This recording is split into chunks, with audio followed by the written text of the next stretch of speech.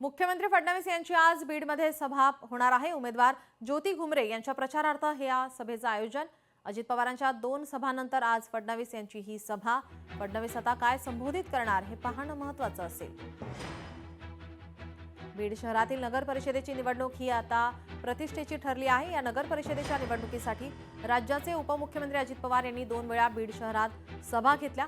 यामुळे आता भाजपाकडून नगर परिषदेच्या अध्यक्षपदाच्या उमेदवार ज्योती घुमरे यांच्या प्रचारार्थ थेट मुख्यमंत्र्यांनाच उतरवण्यात आलं आहे। या सभेमधून मुख्यमंत्री बीड शहरातील नागरिकांना काय संबोधित करणार हे पाहणं महत्त्वाचं ठरणार आहे। याचाच आढावा घेतला आमचे प्रतिनिधी हरिदास तावरे यांनी।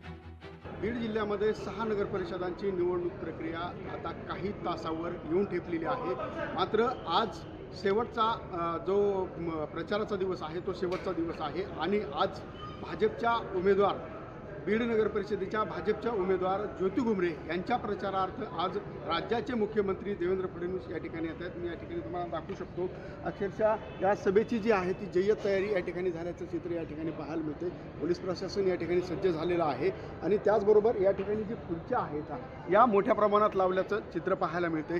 अनेक जण या ठिकाणी जे नागरिक आहेत त्या मोठ्या प्रमाणात येणार आहेत। आज शेवटच्या दिवशी मुख्यमंत्री देवेंद्र फडणवीस येत असल्यामुळं ही एक चुरशीची लढत या ठिकाणी पाहायला मिळते।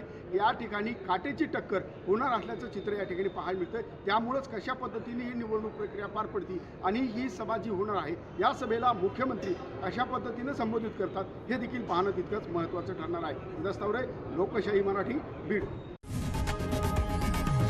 लोकशाही मराठी ऐका, पहा, जागरूक रहा।